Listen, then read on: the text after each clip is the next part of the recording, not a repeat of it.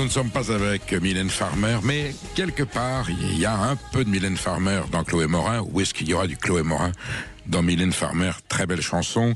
Donc je reçois Chloé Morin, qui est elle est beaucoup de choses, Chloé Morin. C'est une essayiste, c'est une observatrice. C'est une femme qui a eu de l'engagement politique. Elle connaît bien elle est très très jeune. Elle en sait déjà beaucoup, et elle a écrit, elle a produit aux éditions de l'Observatoire Désaligné.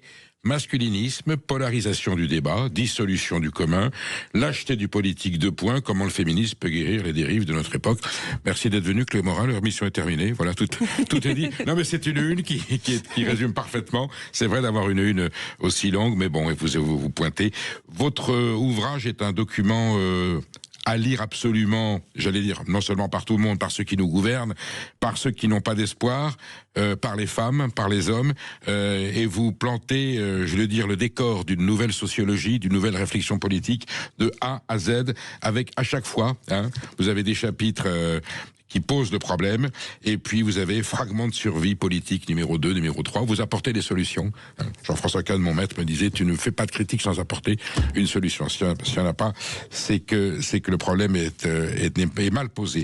Donc, vous ne parlez pas que du féminisme, on ne va pas parler dans cette émission que de Désalignés. On va aussi parler de vos autres ouvrages parce qu'il y a une vision globale. Alors, Désalignés, on a entendu la chanson de Mylène Farmer. Désalignés, alors les non-alignés, vous vous souvenez, c'était les pays dans les années 50-60, avec Nasser, Nehru, ces pays qui ne voulaient pas tomber justement dans le conflit Russie-Amérique, URSS-Amérique, qui avait voulu faire une 3e voie, Désalignés. Ou alors, est-ce que c'est un non-alignement sur les dogmes actuels, ce que vous voulez prôner, ou est-ce que vous êtes dans le désenchantement d'une femme qui a eu beaucoup d'espoir, qui a eu même de l'espérance, et qui aujourd'hui, au constat du réel, est un petit peu inquiète, un petit peu sur sa fin? Oui, il y a un peu de tout ça. En fait, Désalignés, c'est effectivement un clin d'œil à Désenchanté. Désenchanté, c'est une chanson qui a incarné, qui a dit quelque chose pour une génération. On se souvient, c'était en 1991, donc c'est la désillusion face aux grandes promesses, notamment les promesses de Mitterrand. C'est 10 ans après l'arrivée de la gauche, voilà, pile 10 ans. 10 ans 80. Après l'arrivée de la gauche au pouvoir. Et puis on était aussi dans la période, la chute du mur, voilà, c'était un basculement historique. Et toute une génération qui d'un seul coup s'est dit que peut-être que la politique n'avait plus rien à offrir. Et donc là aujourd'hui, j'ai voulu essayer de faire le même exercice, mais évidemment pas dans une chanson, dans un livre, et d'essayer de décrire le moment aussi précisément que possible.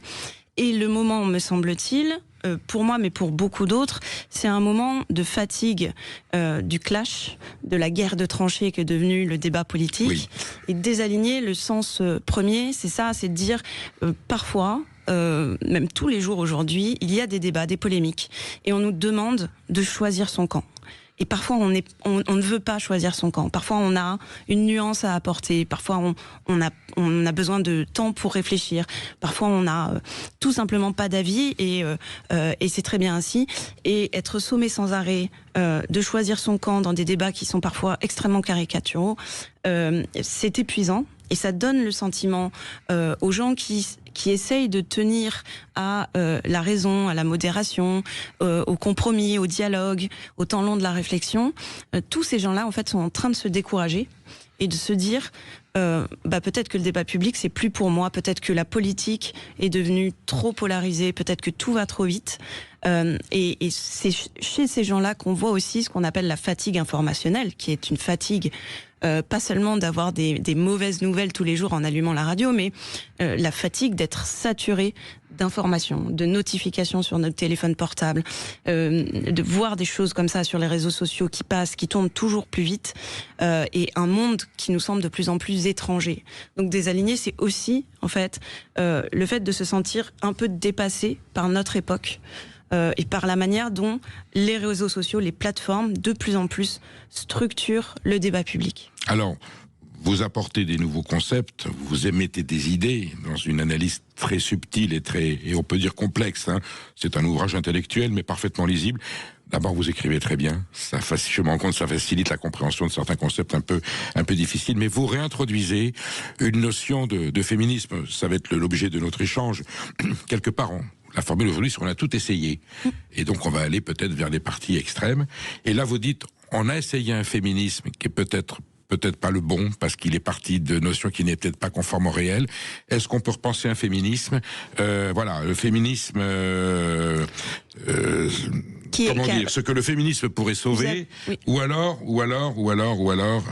est-ce que ce que notre époque doit au féminisme, vous êtes entre ces deux concepts, mais vous pensez qu'aujourd'hui, la vision de la femme, est-ce que la femme serait plus sensible et attentive au réel que l'homme, finalement? Alors, je veux pas essentialiser. Je pense qu'il y a des hommes qui sont parfaitement féministes et qui ont une autre manière de gouverner, qui peuvent porter une autre manière de gouverner. Et des femmes aveugles aussi, bien sûr. Oui, voilà, et un autre leadership. Mais si on prend la question du leadership aujourd'hui, il y a une fatigue chez la plupart des gens, mais pas tous, hein, parce qu'il y a aussi la tentation de la figure autoritaire et de l'homme providentiel, mais il y a une Vous dites fatigue. Nous arrivons à la fin du leadership vertical, ceux qui ne l'avouent pas quand ils se plantent.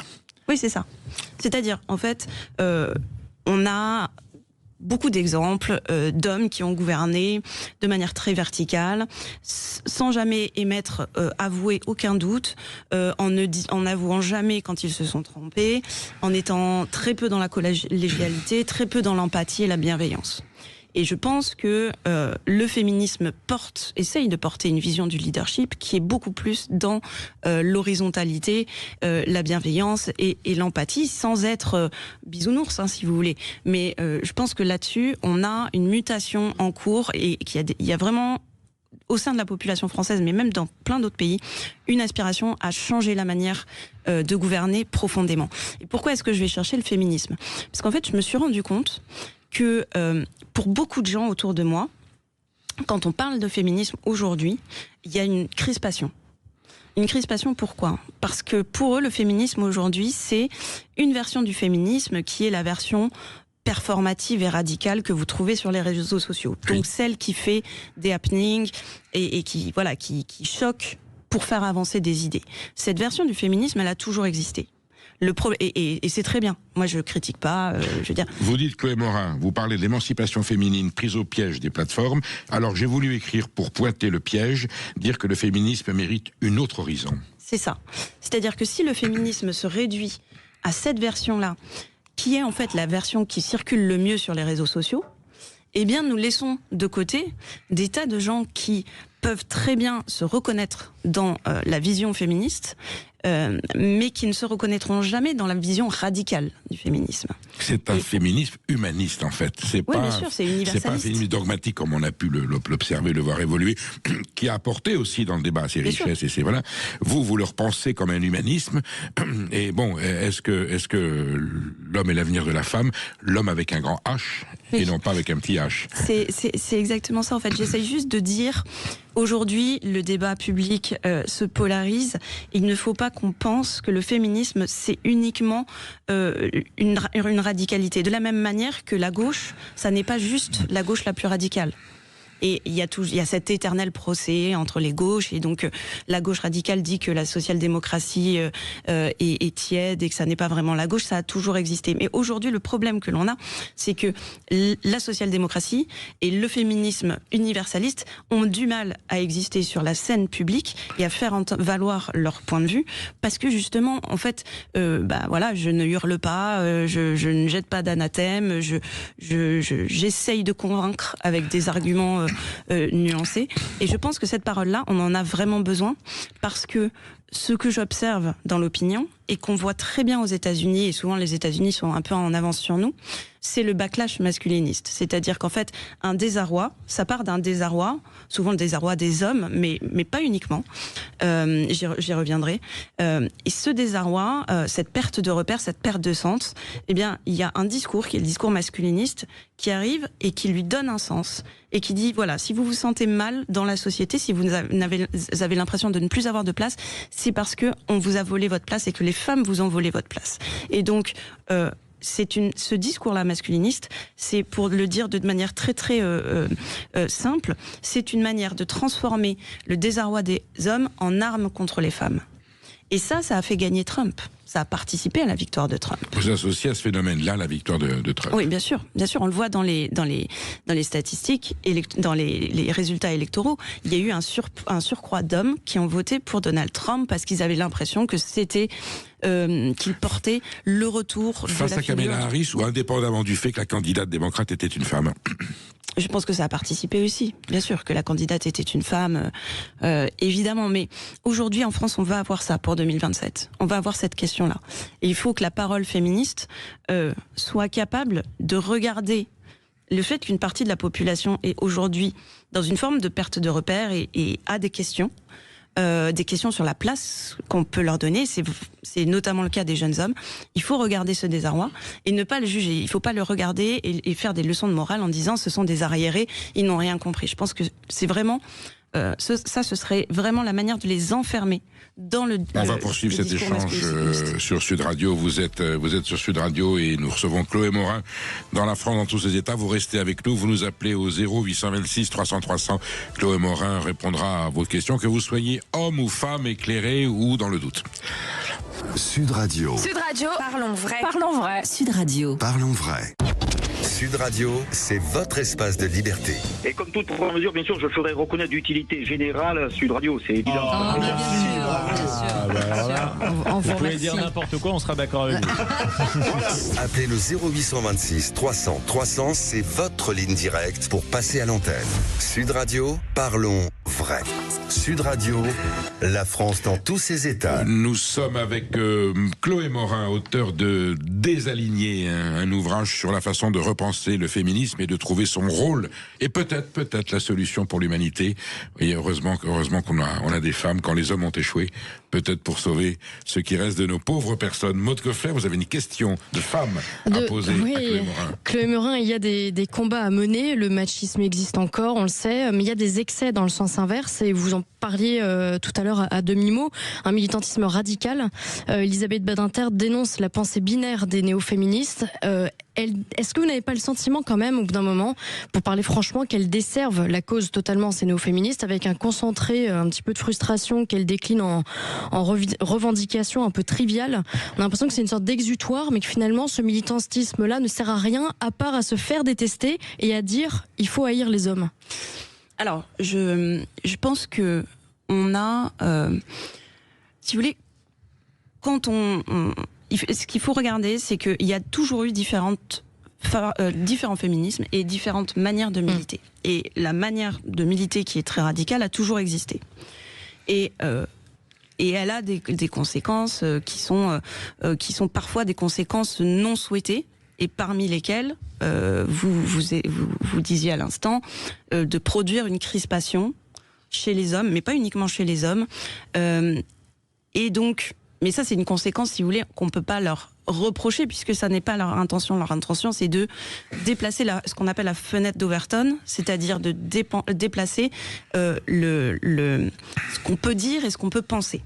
Et donc en fait, il y a des conquêtes qui sont liées à ce féminisme-là, parce que de fait, en choquant, elles ont aidé à prendre conscience de certains sujets qu'auparavant on ne traitait pas et qu'on ne connaissait même pas.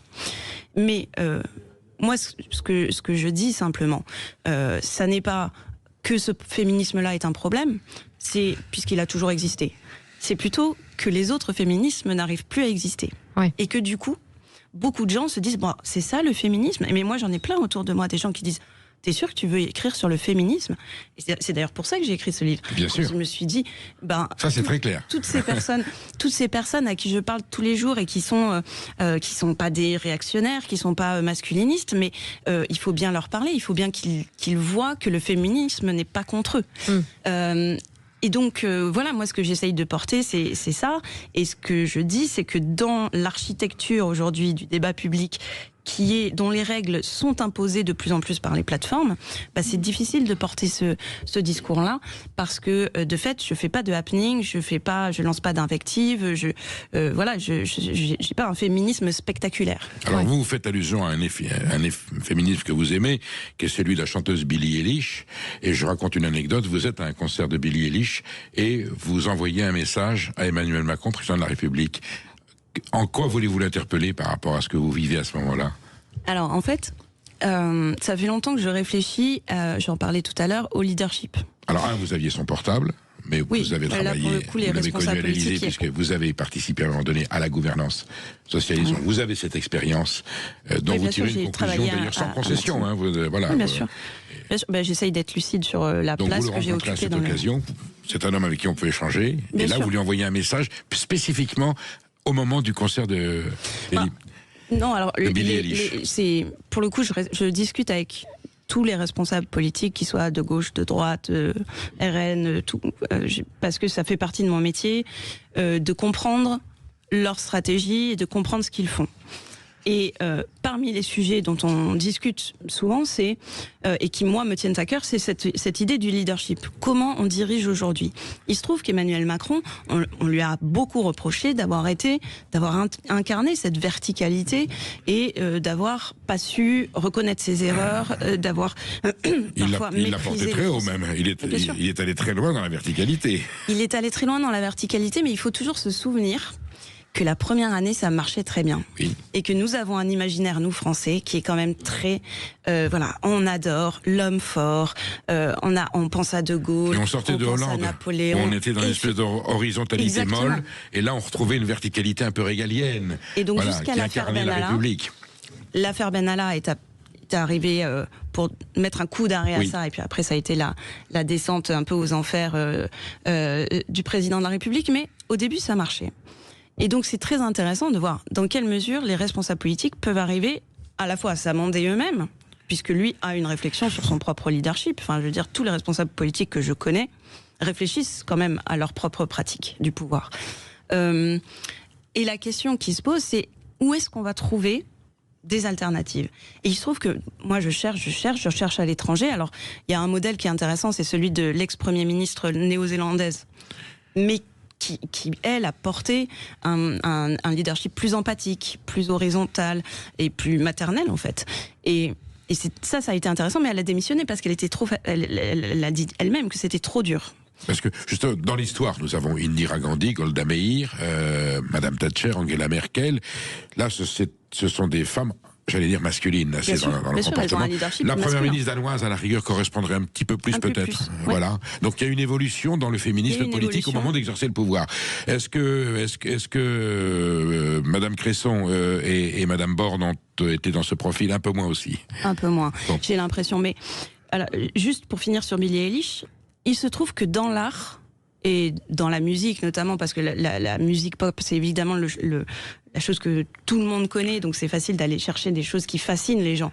Je suis allée chercher des modes de leadership qui sont justement ceux-là, qui sont... Et Mylène Farmer en est aussi, évidemment. Mylène Farmer en fait partie, Lady Gaga, etc. Donc ce sont des femmes, alors évidemment qui ne sont pas des femmes politiques, mais qui en imposent tout en assumant une part de doute, de vulnérabilité, et en ne cherchant à écraser personne. Et dans la vidéo que j'ai envoyée, il se trouve que pendant le concert, à un moment donné, Billie Eilish demande à son public, donc c'est 20 000 personnes à l'Accor Arena, de se taire.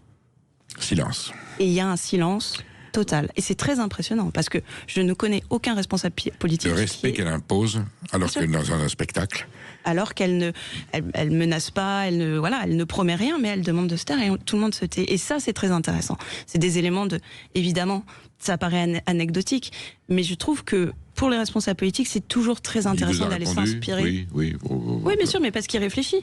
Pour le coup, on s'imagine que les responsables politiques sont butés, bornés, mais tous se posent des questions parce qu'ils voient bien la défiance, ils voient bien le rejet, ils voient bien que la société change. Le problème, ce sont les réponses qui n'apportent pas. Nous avons Chantal qui nous appelle de Bastia. Bonjour Chantal. Bonjour Périgaud et bonjour à votre invité. Voilà, quelle question vous avez ou observation vous avez envie de faire à Chloé Morin? Alors, première observation, c'est vrai. Alors, moi personnellement, je vais être honnête avec vous Chloé. Moi, le féminisme me fatigue. Voilà, ça me fatigue. La masculinité, la féminité, enfin... Moi, à une personnalité politique, je lui demande en premier lieu d'être quelqu'un de compétent. Je m'en fous que ce soit un homme ou une femme. Vous voyez, la parité, parce qu'on estimait qu'il n'y avait pas assez de femmes dans la politique, moi, si j'estime qu'il y a 15 femmes sur 20 qui sont compétentes, je ne vois pas pourquoi j'en mettrais 10. Et à l'inverse, c'est pareil. C'est-à-dire qu'on est arrivé, vous parliez des États-Unis tout à l'heure, oui, les hommes, ils ont plus voté Trump que les femmes. Enfin, moi, j'ai entendu des discours de certaines qui ont voté Macron. Ah, il est beau, il est si... Enfin bon, j'espère que les gens votent les personnalités politiques parce qu'ils sont compétents, qu'ils ont un programme qui attire. Parce que, excusez-moi, Madame Borne, elle nous a pas fait de cadeau, hein. Alors, moi, je veux bien, hein, mais Thatcher, n'en parlons pas de ce qui s'est passé aux États-Unis. Merkel, bon, j'en dirai pas plus. Mais des hommes aussi ont été des catastrophes. Nous, en tant que citoyens, citoyennes, on cherche des personnalités qui sont capables aussi bien de nous protéger que de faire prospérer le pays. Moi, l'égalité des femmes pour le salaire, mais je suis à 100 000 fois pour. Et c'est normal. Même travail, même salaire. Ça, c'est un combat qu'il ne faut pas lâcher. Je pense que des hommes comme des femmes sont d'accord là-dessus. C'est un minimum. Après, moi, tout le reste, à chaque fois, comme vous disiez très bien, la radicalité tue le mouvement. Mais aujourd'hui, on en est à un stade où, d'abord, j'en ai marre qu'on parle pour moi en tant que femme. Moi, je me sens pas ni inférieure ni supérieure à un homme. C'est un homme, je suis une femme. J'ai pas de problème là-dessus. Maintenant, les barbecues, si c'est viril, hein, parce qu'on a quand même Sandrine Rousseau qui nous en sort des belles. Je pense que quand même, ça donne pas une bonne image de tout ça. On est fait pour s'unir, pour vivre ensemble. On a besoin les uns des autres, avec nos qualités, nos sensibilités. Et je pense qu'il faut regarder la compétence des gens et pas ce qu'ils ont dans la culotte, quoi. Bon. Je réponds. C'est Chloé Morin. Non, je suis d'accord avec pas mal de choses. Hein. La fatigue face au féminisme, c'est précisément ce que je disais tout à l'heure et la raison pour laquelle j'ai écrit ce livre, c'est pour parler à tous ceux qui se sentent fatigués par le féminisme, qu'ils voient tous les jours à la télé. Il y a une charge mentale du féminisme, presque. Oui, c'est ça. C'est une fatigue de la radicalité qui ne touche pas que le discours féministe. Après, le fait qu'on doit voter pour des gens compétents, je suis à fond d'accord. Et je le dis tout le temps, moi ce que je déplore aujourd'hui, c'est qu'on vote pour des gens en fonction du fait qu'ils soient sympas ou qu'ils soient bien habillés et pas qu'ils soient compétents. Donc je suis à fond d'accord et je partage aussi l'idée qu'un homme peut être un bon dirigeant autant qu'une femme. Il n'y a pas de sujet là-dessus. Maintenant, quand j'utilise moi le féminisme, c'est pas comme identité, c'est comme grille de lecture. Et c'est très important. Pour moi, un homme peut être aussi féministe qu'une femme. On est bien d'accord. Et une femme peut ne pas être féministe du tout. Et c'est très important de le dire. C'est-à-dire que les femmes, le féminisme, ça n'est pas juste le sujet des femmes. Et si on commence à dire que seules les femmes sont capables de parler féminisme, vous voyez par exemple, les penseurs du féminisme sont exclusivement des femmes. Ben ça me pose un peu problème. On poursuit la réflexion, Chloé Morin, dans un instant, sur cette approche du féminisme que vous avez et les portes que vous ouvrez quand même sur un féminisme qui pourrait convenir également aux hommes. Sud Radio. Sud Radio. Parlons vrai. Parlons vrai. Sud Radio. Parlons vrai. Les Chevaliers du Fiel, 17h, 18h sur Sud Radio. Midi 14h, Sud Radio, la France dans tous ses états. Vous êtes sur Sud Radio, la France dans tous ses états, avec Perico Légas qui reçoit Chloé Morin, qui essaie d'être au niveau de la réflexion. Chloé Morin c'est une penseuse et l'ouvrage qu'elle a produit aux éditions L'Observatoire devrait être une source de plus que de réflexion, de méditation sur l'avenir de notre société et en tout cas pas mal de solutions pour régler les problèmes. Il y a un concept qu'avec un mot anglo-saxon qui est un petit peu le fil rouge, l'axe de votre combat, de votre engagement dans ce désalignement que vous suggérez pour le féminisme, c'est le est-ce que je prononce bien? Gaslighting? Gaslighting. Gaslighting. Alors en fait, il faut garder à l'esprit pour nos auditeurs que j'ai travaillé pendant 4 ans à Matignon et que donc entre 2012 et 2016 et qu'à cette époque-là, moi je m'occupais de l'analyse des sondages, mais j'étais intégrée à la cellule de communication. Donc j'ai observé, je participais de temps en temps à rédiger des discours. Donc vous étiez à l'intérieur de la machine. C'est ça. Donc j'ai vu en fait les dérives de la communication politique. Alors la communication politique, quand elle est bien utilisée, elle est extrêmement vertueuse parce que ça permet de faire comprendre ce que l'on veut dire, ce qui est essentiel en politique. Ça sert à rien d'avoir raison tout seul si on n'arrive pas à partager ses idées. Il y avait le grand Gaspard Ganzer quand même qui était là pour porter. Oui, il y avait Gaspard Ganzer de l'autre côté de la Seine à l'Élysée. Mais j'ai aussi observé toutes les dérives de la communication politique, et c'est vrai qu'elles sont pas nées avec les socialistes au pouvoir, hein. Ça fait 30 ou 40 ans qu'on a basculé. En fait, c'est quand la télévision est arrivée, quasiment, qu'on a commencé à inventer une communication politique adaptée à la communication Chloé Morin est devenue une gouvernance, vous le dites. Bien sûr. Et donc aujourd'hui, j'essaye d'expliquer comment les politiques, se voyant de plus en plus impuissants, pour des raisons diverses et variées, mais on sait que beaucoup de pouvoirs ont été transférés à l'Europe, beaucoup de pouvoirs sont... il y a beaucoup de verrous juridiques qui encadrent l'action politique, et donc aujourd'hui, les politiques essayent de surcompenser par la communication leur déficit d'action. Et pendant un temps, ça a fonctionné, et puis au bout d'un moment, les citoyens se sont rendus compte qu'on essayait de leur vendre des choses qui n'existaient pas, et donc aujourd'hui, on a un gouffre qui sépare les politiques et les gouvernants. Le gaslighting, pourquoi ? Le gaslight, c'est une pièce de théâtre qui ensuite a été adaptée au cinéma des années 30, et dans laquelle un mari manipule sa femme, de sorte que il essaye de lui faire croire que ce qu'elle voit n'est pas vrai, et qu'elle est folle. Et donc, elle lui montre quelque chose, elle lui dit, voilà, le panneau est rouge et noir, et il lui dit, mais enfin, il est bleu et vert. Et petit à petit, elle doute d'elle-même, elle doute de ses propres perceptions, et elle bascule dans la folie. Et j'ai trouvé que ce que font nos gouvernements... On ne nie pas ce que vous dites, on vous fait comprendre doucement que le problème n'est pas ce que vous percevez, mais que vous le perceviez encore. C'est ça. Le très bon exemple, c'est ce qu'avait fait la gauche sous Lionel Jospin quand ils avaient dit « ça n'est pas de l'insécurité, c'est un sentiment d'insécurité ». C'est-à-dire qu'on dit aux gens... on va vous rééduquer. Vous ne voyez pas le réel correctement, on va vous expliquer comment il est. Et souvent, on vous explique qu'il est... que tout va très bien. Éric Dupond-Moretti remet une couche avec c'est un ressenti de l'insécurité. Et donc, autrement dit, vous êtes des cons. Oui, c'est une manière de mépriser, mais on a des élites en France qui sont quand même extrêmement méprisantes vis-à-vis du peuple. Ça a toujours été comme ça. Et donc, vous avez parfois une tendance à dramatiser.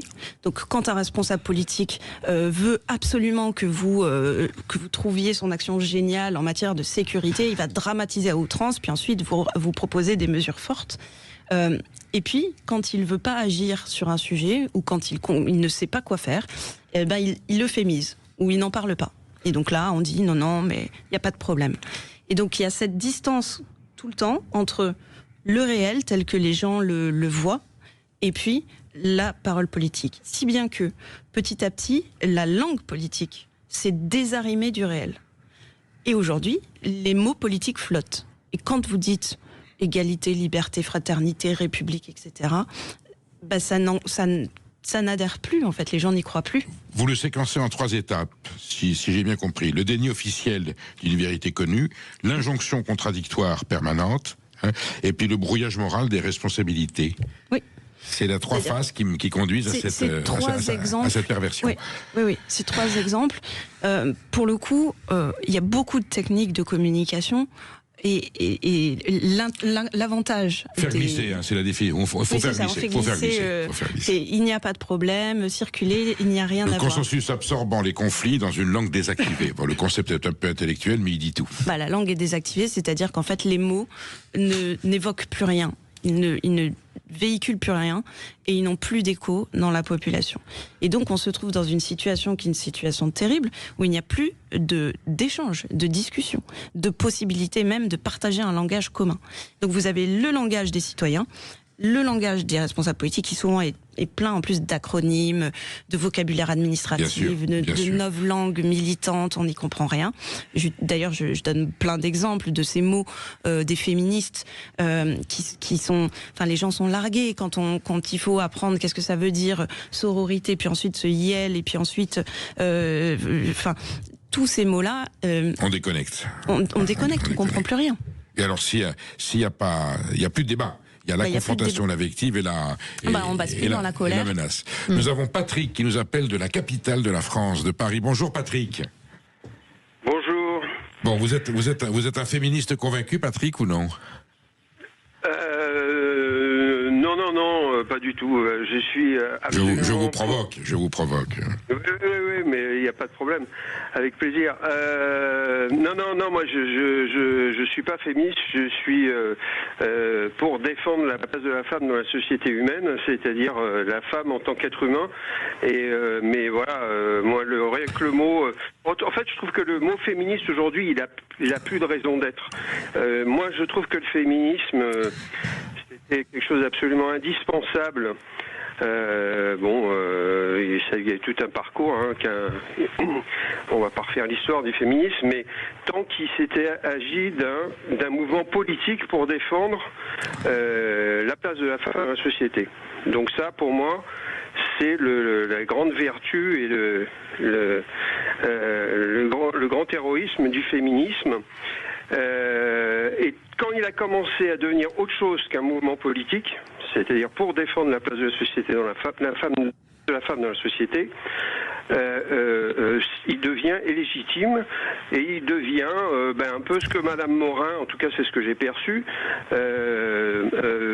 faisait, c'est-à-dire quelque chose qui est intermédiaire entre un peu idéologique, un peu de sociologie, un peu de psychologisme de la politique, et ça nous amène à des formules comme celle que j'ai entendue tout à l'heure, qui est l'abord de la politique sur l'angle du masculinisme, ou psychologiser la gouvernance, comme si la gouvernance, qui est un art, avait besoin d'apprendre de nouvelles, tout était dans la manière, alors que la gouvernance, l'art de gouverner, vous parliez du réel à l'instant, c'est justement l'art d'affronter le réel, et donc de prendre le réel pour ce qu'il est.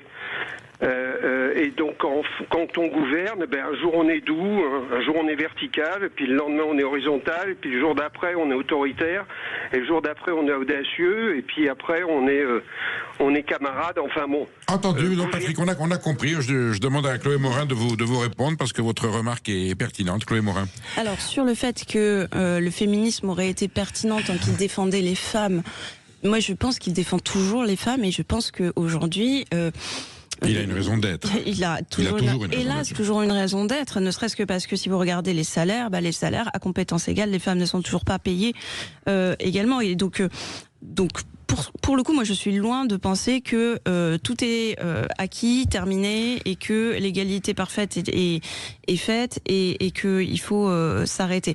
Ensuite, je le disais tout à l'heure, pour moi le féminisme, ça n'est pas une identité, c'est une grille de lecture du monde. Et donc que le féminisme ne s'intéresse pas uniquement aux femmes, c'est essentiel. Parce que sinon, comme je disais tout à l'heure, c'est les femmes discutent avec les femmes entre femmes, et puis se préoccupent pas du reste de l'humanité. C'est un communautarisme à ce moment-là. Or, vous voulez vous expliquer qu'il faut impérativement échapper à cette dérive. Bien sûr. Et donc que le féminisme s'intéresse, c'est ce que je fais tout au long de ces pages, à la démocratie. Pour moi, ça me paraît essentiel. Et je trouve que les féministes s'intéressent pas suffisamment aux conditions de survie de la démocratie. Qui est malade. Pourquoi c'est essentiel ? Vous dites que là, en plus, la démocratie est malade. Ça aggrave la situation. Bien sûr. Pourquoi est-ce que il faut s'intéresser aux conditions de survie de la démocratie ? Parce que la démocratie est en recul à peu près dans tous les pays occidentaux. Et parce que chaque fois que la démocratie recule, les droits des femmes reculent. Et on le voit très bien aux États-Unis. Donc, si le féminisme, qui cherche à défendre la dignité des femmes, ne pense pas à la survie de la démocratie, c'est une idéologie, une grille de lecture qui ne survivra pas en vérité. On poursuit cet échange, Chloé Morin, dans quelques instants avec vous. On va aller carrément sur le terrain politique, parce que vous avez quand même des prescriptions, si je peux m'exprimer ainsi, pour essayer de sortir de ce bourbier. À tout de suite, vous restez avec nous et vous appelez Chloé Morin au 0826 300 300. Vous êtes sur Sud Radio. Sud Radio. Parlons vrai. Sud Radio. Parlons vrai. Cette année, la radio officielle du Père Noël, c'est Sud Radio. Envoyez dès maintenant sapin au 72018. Sapin au 72018 et jusqu'à Noël, écoutez Sud Radio toute la journée pour gagner des séjours au Futuroscope, des forfaits de ski, des produits Ninja, des places VIP pour le Stade Toulousain, des boîtes à histoire Luni, des séjours au Château Beaupin et bien d'autres surprises. Merci Sud Radio. Gagnez les plus beaux cadeaux dans le sapin de Noël Sud Radio. Midi 14h, Sud Radio, la France dans tous ses états.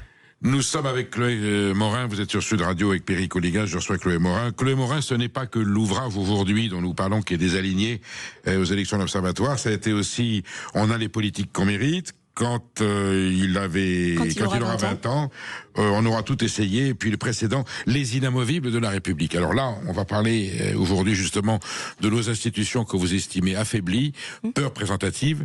Un président de la République a une assise électorale qui tient celle du premier tour. Au deuxième tour, c'est un malgré tout qui fait qu'il y a un manque de légitimité, manque de représentativité, incrédulité de l'électorat, abstention massive et rupture entre les élites et le peuple. Oui, en fait on alterne. En amont de l'élection présidentielle, on est à la recherche de l'homme providentiel et on pense que le président de la République nouvellement élu va résoudre tous nos problèmes. Ça dure à peu près 6 mois et encore 6 mois, maintenant c'est même moins. Une espèce d'état de grâce, maintenant c'est 100 jours. Voilà. Ouais, maintenant c'est... et puis bientôt il y aura même plus d'état de grâce du tout. Je pense que le prochain président de la République n'aura pas d'état de grâce, quel qu'il soit. Et puis ensuite, on tombe dans la défiance, la déception, la désillusion, et l'hystérisation du débat. Et l'hystérisation du débat. Et je pense que nos institutions ne sont plus adaptées. Alors moi, je suis pas du tout pour une 6e République. Voilà. Vos valeurs restent à gauche, Chloé Morin, il n'y a aucun problème. Oui, bien sûr, voilà. Mais si vous voulez, je pense que on a quand même un sujet de répartition des pouvoirs. Répartition des pouvoirs entre le président et le Premier ministre, entre l'exécutif et le législatif. Comment est-ce qu'on pourrait donner plus de pouvoir au Parlement, mais en le responsabilisant, évidemment. Bien sûr. Et puis, il y a un article 20 qui est là pour ça, qui peut appliquer, qui dit que le gouvernement détermine et conduit. Et là, le seul avantage, j'allais dire, de cette dissolution, c'est qu'elle a permis de répartir les rôles et le Parlement, en tout cas l'Assemblée nationale, retrouve des prérogatives qu'il n'avait pas quand la majorité est conforme à celle du président de la République. Bien sûr. Et donc, quand on voit aujourd'hui les débats parlementaires, bah oui, ce sont des débats parlementaires qui sont classiques dans une démocratie mature, mais en fait, on manque de maturité démocratique. Donc, on va, je pense, aussi avoir besoin d'adapter notre culture politique et pas seulement nos institutions.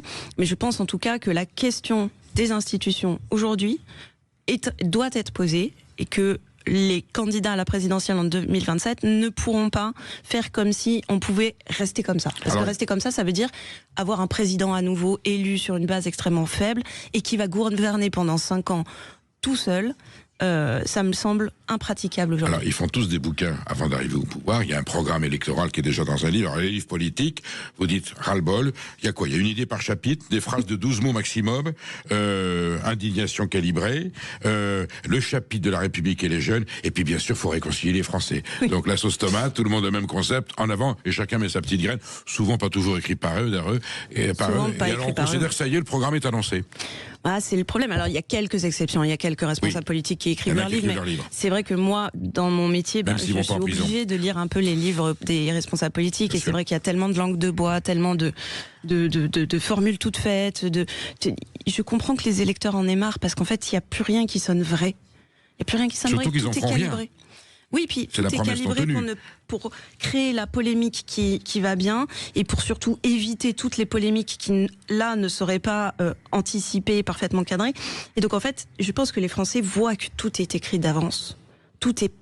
Et même pour les responsables politiques, comment dire, se contenir en permanence. Chaque fois que vous donnez une interview, vous avez vos éléments de langage, vous savez qu'il faut pas réagir à tel truc, qu'il faut réagir à tel autre. Je pense que pour les responsables politiques, ça devient vraiment difficile en fait.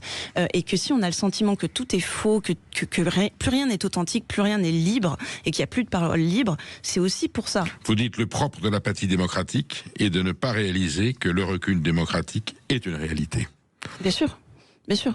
C'est-à-dire que moi, je suis assez frappée de ce déni, le fameux déni dont vous parlez. Oui, le déni, c'est-à-dire que les responsables politiques que je vois aujourd'hui sont, pour la plupart, font de la politique comme on faisait de la politique lorsque j'ai commencé en 2011, comme si rien n'avait changé, comme si les citoyens n'avaient pas changé, comme si les conditions du débat n'avaient pas changé, comme si les institutions n'étaient pas extrêmement fragilisées.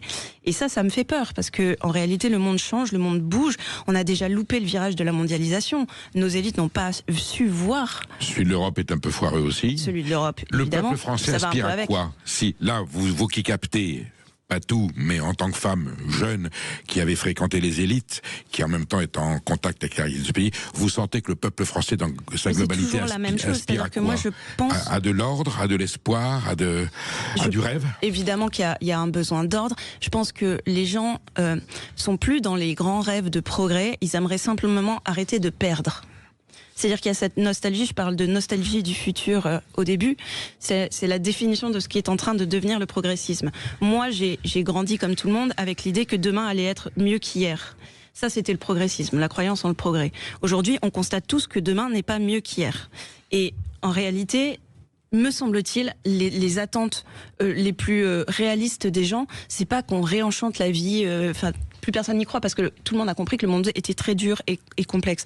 Je pense que les gens veulent simplement arrêter de perdre, c'est-à-dire qu'on arrête la glissade sur la pente du déclassement économique, industriel, culturel, éducatif et simplement arriver à faire ça, ce serait à mon avis déjà pas mal. Alors vous dites ce livre est un test. Mon désalignement n'est pas un symptôme, c'est un diagnostic. Est-ce que Chloé Morin, si la République pouvait avoir besoin de vos services ou votre dévotion, vous seriez éventuellement présente pour lui rendre ce service? Je rends déjà service. Quelle que soit la forme, hein, je vous veux pas de mal du tout, hein, Chloé Morin, au contraire, je vous veux du bien. Mais comme la France est malade, si vous avez un remède, une petite tisane qui pourrait lui faire du bien aux femmes et aux hommes en partir de ce qui est parti dans ce livre, ça peut être intéressant de j'espère s'engager. Que, pour le coup, j'espère que les responsables politiques liront mon livre. Je sais que certains l'ont déjà lu et c'est comme ça que je participe modestement à faire avancer le débat, c'est-à-dire que j'essaye d'être précise dans le diagnostic que je fais de nos mots. Et puis quand je vois des solutions, j'essaye de les esquisser aussi. Donc voilà. Je pars du principe que, ayant lu votre ouvrage, l'ayant compris, je vais lancer une idée, la femme est l'avenir de la France. Je pense que vous y souscrivez. Alors pas qu'elle, mais vu que les hommes ont échoué, peut-être par... Pourquoi pas essayer? Par manque de féminité, parce qu'il y a toujours une part de féminité dans les hommes. Donc, il faut de la virilité, il faut de la féminité. Voilà, mais laissons aux femmes qui ont fait le bilan, parce que vous avez fait un bilan sans concession, très honnête, hein, vous faites à part des choses. Voilà, donc espérons qu'une femme puisse prendre le destin de la France en main. Il y a eu Jeanne d'Arc dans l'histoire, on n'en est pas là. Il y aura-t-il une nouvelle Jeanne d'Arc? La République, c'est Marianne. Alors voilà, est-ce que Marianne se réincarnera d'ici 2027 dans une républicaine, dans une citoyenne qui nous fasse encore rêver et aimer la patrie, au nom de la liberté, la fraternité et la République est bien ouverte. Merci Chloé Morin d'avoir été aujourd'hui. Je pense que nous aurons l'occasion de nous reparler parce que ce débat n'est pas terminé. Le sapin de Noël Sud Radio. Et c'est une femme qui a remporté le lot, encore une fois d'ailleurs. Ce sont souvent des femmes chez nous qui remportent le lot. Je vous laisse annoncer. Nous sommes en ligne avec Laurence de Dax. Félicitations Laurence, vous remportez... Laurence de Dax, vous allez aller à Péragude dans les Pyrénées. Vous avez 2 forfaits de ski pour la station qui est dans les Hautes-Pyrénées, un domaine skiable de 51 pistes. On vous souhaite une bonne glissade. Alors ski, luge. Vous êtes accompagné ou non? Oui, est-ce que vous êtes accompagné? Vous ne serez pas seul? Oui, bonjour, je serai accompagnée. Bon, non, parce que sinon, on a ici des gens qui se seraient dédiés pour vous accompagner. Voilà, mais vous serez avec la personne de votre choix. Et on vous souhaite une bonne glissade sur la neige pyrénéenne, qui est la plus belle du monde, bien plus belle que celle des Alpes. Et merci Laurence. Merci Laurence de nous écouter fidèlement sur Sud Radio. Si vous souhaitez tenter votre chance, vous écoutez Sud Radio toute la journée, à n'importe quelle heure. Il y a des cadeaux à gagner tous les jours jusqu'à Noël. Merci de votre écoute. Et tout de suite, Brigitte Lahaie sur Sud Radio. Sud Radio. Sud Radio. Parlons vrai. Parlons vrai. Sud Radio. Parlons vrai.